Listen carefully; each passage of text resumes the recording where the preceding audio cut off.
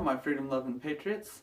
So today here in Colorado, our Colorado Supreme Court had heard its first gun case in 15 years.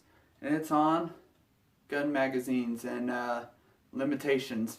So we have a 15-round mag restriction here in Colorado since 2013. And I was going to make a video about the court case tonight, but I came across a real interesting video that our local news station did on Monday about the whole subject. So I'm going to go ahead and play that for you guys, and then I'm going to give you an update in a later video, probably tomorrow, on our court case and how it's going for us here in Colorado. A law banning the sale of large capacity gun magazines has not banned the sale of large capacity gun magazines. A 9 months to know investigation found several gun stores using a loophole to keep selling what lawmakers thought they outlawed. Marshall Zellinger is here with an example of what we're talking about here, that being a magazine which is obviously larger than the legal limit. This is what's being called a parts kit. You have the magazine shell and the magazine spring separated but sold together. The shell of the magazine here has, I know it's tough because it's a black magazine, but it says the number 60 on it, which represents the number of bullets this can hold. This is a large capacity magazine, or is it just the shell of an item that is not bound by Colorado's large capacity magazine ban? 9 wants to know, use an undercover camera to see what's being sold and said inside Colorado gun stores. This is a solution. Such a gray area. To address the gun violence. Bottom plate, it just slides right off. It's real stupid simple. We will restrict magazine capacity to 15. How many rounds is this one? That's a 30 rounder. I don't believe limiting the size of a magazine will have any effect. We can work around it. We're a sanctuary county. We don't do that. It's a bit odd. It's at your discretion once you walk out the door of how you use it. Odd how different gun stores in Colorado The kits are technically legal, technically not illegal. are similar in how they describe a specific item. They loophole the wording that they did that lets us keep going. You see, Colorado has a 6-year-old law banning the sale of large capacity gun magazines. House Bill 1224 is passed. We decided that we were going to go out and take on the NRA. The kind of magazines that hold more than 15 bullets. And took great lengths to draft the content and the language in this bill. It was passed and signed into law the year after the Aurora Theater shooting and the Sandy Hook Elementary School shooting in Connecticut. We limited magazine capacity. So, about that law that limited magazine capacity. So we have the 100-round drums. The 10s, 20s, 30s, 40s, and the 60s. If we get the 60 spot for the AR-15. 9 Wants to Know took a hidden camera into 10 Colorado gun stores and sporting goods locations in 6 counties. We have everything up to 60 rounds are our biggest ones. A hidden camera, so we can see and hear what anyone else going into the store can see and hear. We sell 4 kits. We sell ours as parts kits. Everything we sell as far as mags are parts kits. This is a parts kit, the shell of the magazine and the spring taken apart but sold as one item. They're priced in pairs, so you get one for the spring and one for part. I got to figure out how to put it together. Yep. You're not legally allowed to sell the assembled magazines, which is stupid because, you know, a monkey could put it back together. And if we remove the functionality of it and take the spring out, it's not a magazine. Okay. So that's a rebuild kit. We toss it up and give it to you like that. Senator, I want to show you a video about things we found going on. We took what we found to Democratic Senator Rhonda Fields. It's time for us to do something. Since she sponsored the 2013 ban on high-capacity magazines when she was a state representative. Is this what you had in mind when you sponsored a bill to ban the sale and transfer? Absolutely not.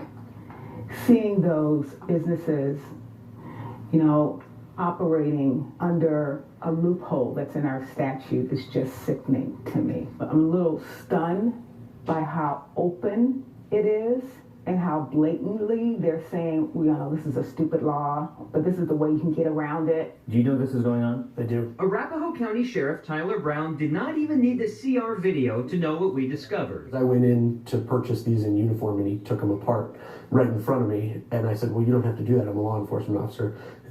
They said we do this with all of our magazine sales. The current law includes exemptions for law enforcement and magazines owned prior to July 1st, 2013. It's a slippery slope of what's their intent. Are they rebuilding a magazine that they owned previously, or are they buying it to put together as a magazine right then and there? They were all clear. We have to sell it separately like this to get around the law. Right. Is that right? I don't think that is right. Now, we didn't find parts kits in every store. No kits, nothing like that. 3 of the stores we went into do follow Colorado's high-capacity magazine ban.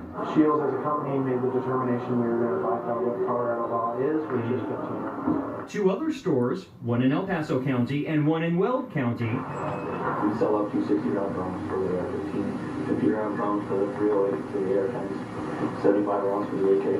We just sell everything as is, pre-assembled. These stores sell high-capacity magazines as though the law doesn't even exist. And our sheriff has openly stated he does not agree with the magazine ban because it's unconstitutional and will not enforce it. No, that's not a statement that I've made that, hey, we're not going to enforce gun laws. When we showed Weld County Sheriff Steve Reams the video from all the stores, he wasn't surprised. That's pretty common knowledge. But he also did not agree with how he's portrayed by the store in his county.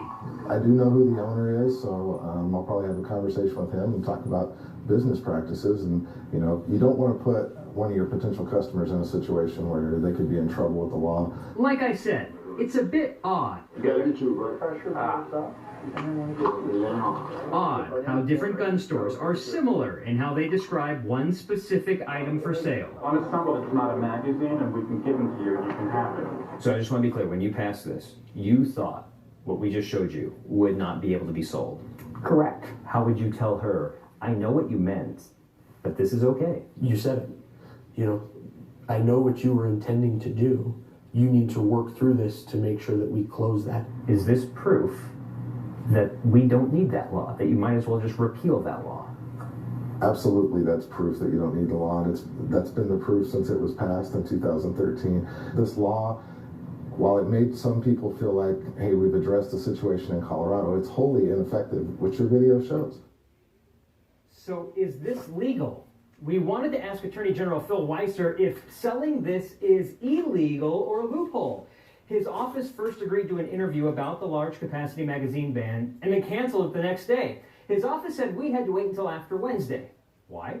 A 6-year-old lawsuit challenging the constitutionality of this ban will be argued in front of the state Supreme Court 2 days from now, and that's why we have to wait. So you walk out with one of those parts kits, you put it together, and then what happens? What are the chances that you're going to get in trouble? What we have found, and we'll talk more about this tomorrow, is that you really don't get in trouble. It's like a seatbelt violation unless you're caught for something else, and then you're caught with this in your possession. If they find out that you had this after the ban took effect, then you're punished. Technically, if I put this together, I could be committing a crime. Then it just is up to law enforcement to prove, did I have this before or after July 1st, 2013? So how you answer the question, Tim? I hope you answer it honestly. Right. Yeah. But I don't know. We'll It's look for that almost tomorrow. like the law is completely ineffectual. It's almost like that's the perception I'm getting. All right, we'll look for more coverage tomorrow. Thank you, Marshall. So that's what I got for this one, you guys. Let me know what you think of the video. I think it was a really interesting piece. And I think all magazine restriction laws are extremely unconstitutional, whether it be on a state or a federal level. And I'm sure most of you agree with that as well. Let me know what you guys think. Thanks for watching. God bless.